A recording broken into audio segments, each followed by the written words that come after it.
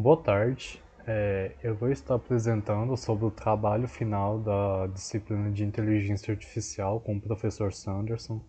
E o trabalho consistia na gente pegar um arquivo CSV, que é um arquivo referente a clientes de um banco europeu, e desse arquivo a gente teria que fazer o pré-processamento dos dados, montar os modelos de predição, da inteligência artificial e por fim a gente teria que prever e montar um Flask para exibir esse resultado da predição para o usuário final. Então, primeiramente, começando pelo Google Colab, a gente vai importar o arquivo, que nesse caso é o clientes CSV. Após a importação, a gente vai iniciar a aplicação importando algumas bibliotecas, setando o estilo e também lendo esse arquivo CSV na qual a gente tem os dados dos clientes do banco. Certinho. Nesse arquivo em questão, a gente tem três colunas que não afetam o resultado, que são eles o sobrenome do cliente, o ID do cliente e o roll number, que seria a ordem do cliente, nesse caso, a ordem que ele foi listado nessa planilha. Como esses dados não interferem em nada para o resultado final, a gente dá um drop nessas colunas. Como a gente pode ver, a gente continua com essas colunas aqui, com o score de crédito, com a localização, o gênero, idade, as posses, a balança, número de produtos, se tem cartão de crédito, se é um membro ativo, o salário estimado e o resultado final, o outcome, que nesse caso é exited, que significa se o cliente saiu ou não, certinho, com as colunas apagadas. Agora a gente vai fazer o tratamento de valores nulos, que nesse caso eu decidi que somente essas quatro colunas não poderiam ter valores nulos, e são eles o credit score, a idade, o número de produtos e o salário estimado. Com isso, eu seto todos os possíveis valores zeros com um nulo e depois eu peço para listar em todas as colunas se existe algum valor nulo, mas como a gente pode ver aqui, não existe nenhum valor nulo, então está tudo ok. Está tudo ok com o tratamento dos valores nulos. Agora a gente vai fazer a verificação dos outliers, que como a gente pode ver aqui, ó, pelo boxplot, o credit score ele possui outliers. Então, primeiramente, eu vou pegar a mediana de cada saída, ou seja, da saída 0, da saída 1, e vou setar todos esses valores outliers como os valores dessa mediana, ou seja, eu vou atribuir os valores dessa mediana para os outliers, para que eles não interfiram no resultado final. Certinho, tendo tratado os valores de credit score, agora eu checo se a coluna de número de produtos tem outliers também, como a gente pode ver, tem um.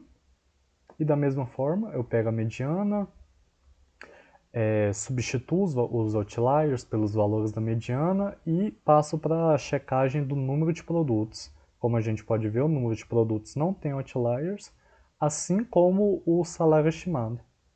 Certo? Então, feito isso, a gente já finalizou essa parte da verificação e a gente pode passar agora para o tratamento das variáveis categóricas, porque nenhum modelo de predição, que nesse caso, nesse trabalho a gente vai aplicar o KNN, a regressão logística e as redes neurais, nenhum deles aceita variáveis categóricas.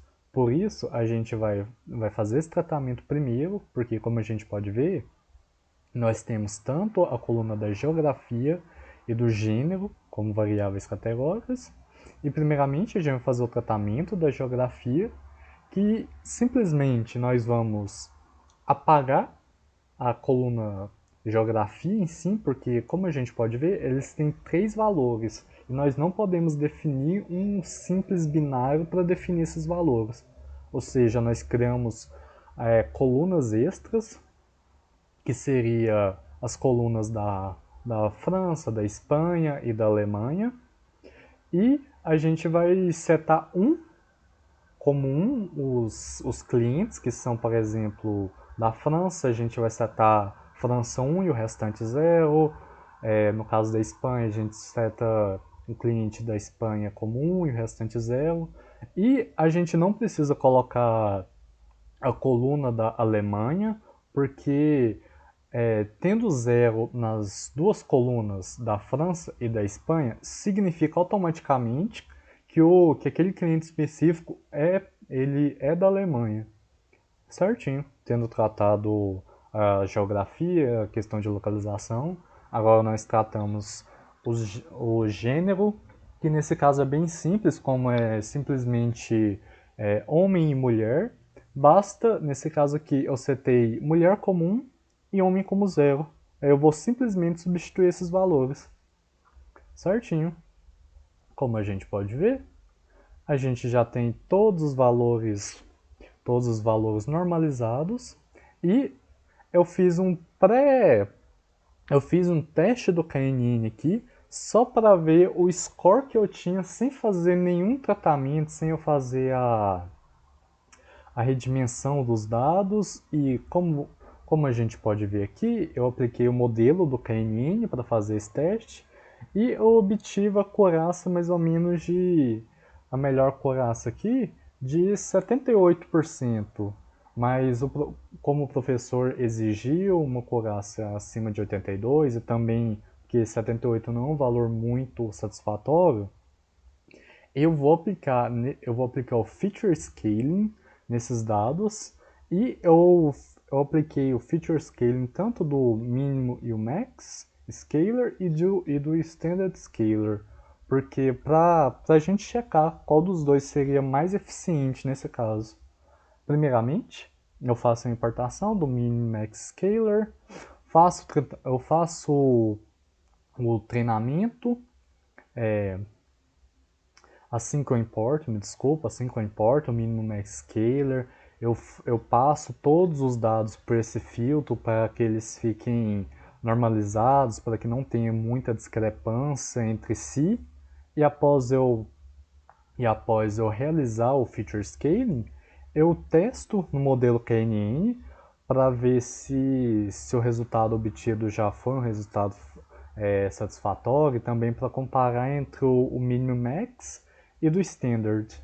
A gente vê aqui, ó, que no mínimo max o melhor resultado que eu obtive foi 82,29%, que já é um valor ok, já é um valor acima do que o professor exigiu.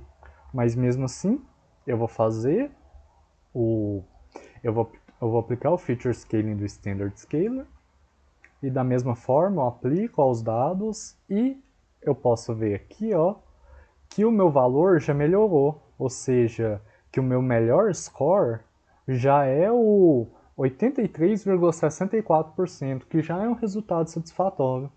Certo? Então, com todos os meus dados tratados, eu já apliquei o modelo KNN, como eu posso ver aqui, e o melhor resultado do modelo KNN que eu obtive foi com Standard Scaler e 83,64%. Agora eu vou testar com outro modelo, que vai ser o modelo de regressão logística, e pela biblioteca do Scikit-learn, eu importei o modelo de regressão logística. Eu passo o solver como o solver padrão mesmo, porque são dados estruturados, normais, certinho. Depois disso, eu faço o treinamento da biblioteca, eu faço o treinamento com o modelo de regressão logística, e desse modelo eu pego o score dele para me verificar a coraça que ele oferece e dou um print no score. E como a gente pode ver aqui, eu obtive a coraça de menos de 81%, ou seja, o KNN continua ainda sendo o melhor modelo do que eu testei. Agora, eu vou testar o modelo das redes neurais com Keras. Primeiramente, eu importo a biblioteca do Keras e eu adiciono duas camadas. Duas camadas e eu estou utilizando a Sigmoid, porque como a saída vai ser um binário, não tem. E são dados simples, não tem necessidade de aplicar algo mais complexo nesse caso. Eu tenho meu input DIN como 11, que são as 11 colunas de dados que eu preciso, e eu aplico um loss como binary cross entropy. Feito isso, basta eu fazer o treinamento com as redes neurais que eu acabei de criar e eu passei batch size como 10 e também os epochs como 10 para fazer esse valor aqui vai ser referente ao tempo de treinamento da minha rede neural.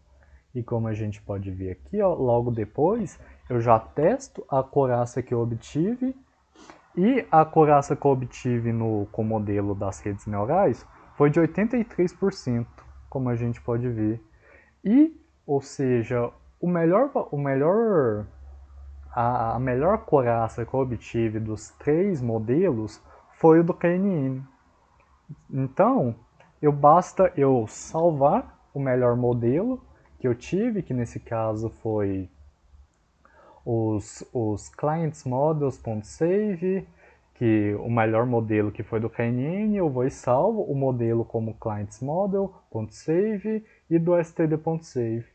Certo? Então, aí eu baixei esses arquivos, aí tendo baixado esses arquivos, agora a gente precisa fazer o Flask para que o cliente final ele consiga fazer a utilização desse modelo, porque o cliente final ele não consegue, pode até conseguir, mas não a boa parte não consegue fazer programação assim, tem que digitar código, ou seja, a gente faz uma interface mais amigável para o cliente. Certo? Então, agora a gente vem aqui para o PyCharm. E aqui no PyCharm, eu importo as bibliotecas necessárias, eu instancio o Flask. Como a gente pode ver aqui, eu alterei o nome daqueles arquivos para joblib, só para dos arquivos que eu quero dizer, são os arquivos referentes ao modelo e ao std, que foi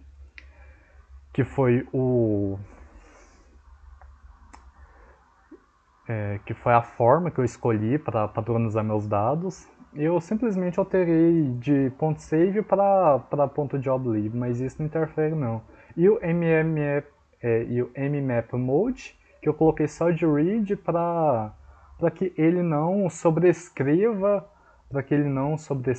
nem no meu modelo, nem no meio que eu utilizei para padronizar os dados da minha padronizar os dados da minha lista. Enfim, aqui eu determino uma rota, que nessa rota, através de um requerimento GET, ele vai pegar todos esses dados aqui, ó, da URL, vai pegar o credit score, o geography, o gênero, age, tenure, balance, number of products, has credit card, is active number, estimate salary. E como a gente pode ver aqui, eu já pego os parâmetros que foram passados pela URL dentro dessa função do predict. Aí aqui na função do predict, eu já seto França e Espanha como 0 para iniciar a aplicação e eu faço um if. Se geography for França, eu seto França como 1, ou seja, significa que o cliente é da França. Se geography for Espanha, eu seto Espanha como 1, para que determine que é Espanha e tudo mais. E se for Alemanha, não precisa, porque os dois aqui já estão zeros, ou seja, se os dois continuarem zeros, já significa que que o cliente é da Alemanha. Assim, agora eu vou checar o gênero. Se for male, eu vou setar o gênero como 0. E se for female, eu vou setar como 1. Eu coloquei esse else aqui para se caso a pessoa queira digitar um 0 ou 1 na URL em vez do nome, ela possa também. Certinho. Agora eu vou passar todos esses dados para float. Todos esses dados do age, do tenure, porque a gente vai precisar aplicar a transformada agora, aplicar a transformação de standard scale e também fazer o modelo de predição. E para a gente fazer todo esse processo, a gente não pode mexer com string, precisa ser float. Por isso que a gente faz esse tratamento aqui. Certinho. Aí feito isso, a gente seta o x como os dados que a gente obteve, aplica a transformada nele e faz o modelo de predição. E vai retornar uma string com a saída, ou seja, vai retornar uma string com a predição se o cliente vai sair ou não.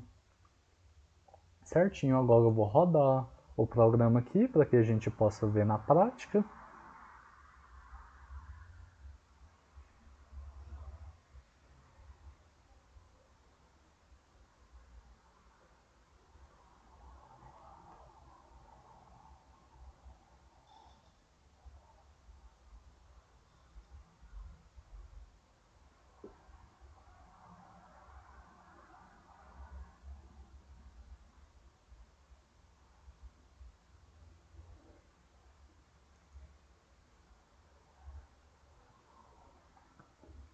Só um minutinho que rodou o arquivo errado.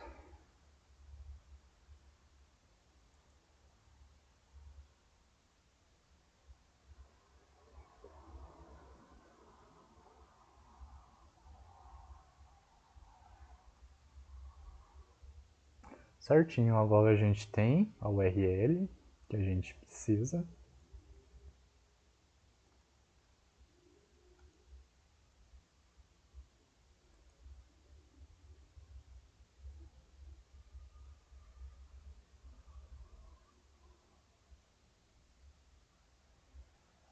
Aí aqui na URL eu já vou passar uns parâmetros que vai ser o país, o credit score, aqueles mesmos parâmetros que a gente tinha de um dado já obtido, que nesse dado aqui o cliente ele não saiu do banco, ele continua.